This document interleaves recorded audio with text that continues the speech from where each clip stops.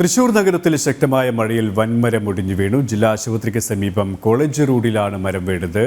പെട്ടി ഓട്ടോറിക്ഷകൾക്ക് മുകളിലേക്കാണ് മരം വീണത്. ഒരു ഓട്ടോറിക്ഷ പൂർണ്ണമായും മറ്റൊരെണ്ണം ഭാഗികമായും തകർന്നു വരികളുമായി മനോജ് ചേരുകയാണ്. മനോജ്, വലിയ വൻമരമാണ് ഈ പൊട്ടി വീണിരിക്കുന്നത്.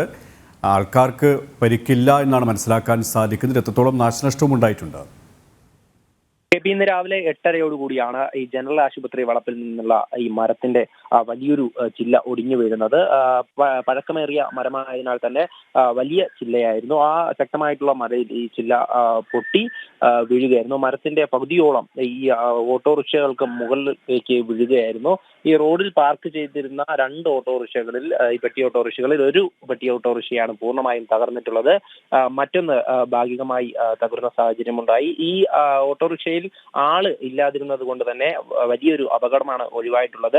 അതോടൊപ്പം തന്നെ ഈ സ്വരാജ് റൗണ്ടിന് സമീപമായതുകൊണ്ട് തന്നെ ഈ ലൈനുകളിൽ വൈദ്യുതി ലൈനുകൾക്ക് മുകളിലേക്ക് വീണ സമയം ഒരു ഭാഗത്തുള്ള ഈ വൈദ്യുതിക്ക് തകരാറ് സംഭവിച്ചിട്ടുണ്ട്. അവിടെയൊക്കെ തന്നെ ഇപ്പോൾ ഒരു ഭാഗത്ത് വൈദ്യുതി നിലച്ച സ്ഥിതിയിലാണ്. അതോടൊപ്പം തന്നെ സെന്റ് തോമസ് റോഡിൽ ഗതാഗതം തടസ്സപ്പെട്ടു.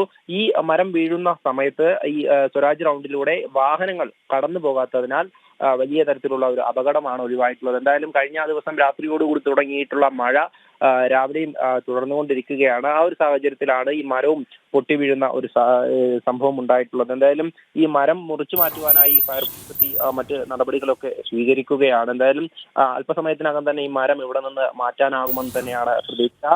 ഈ മരം വീണത് കാരണം ഈ റൗണ്ടിലൂടെയുള്ള വാഹന ഗതാഗതത്തിനും തടസ്സം ആയിട്ടുണ്ട്. K P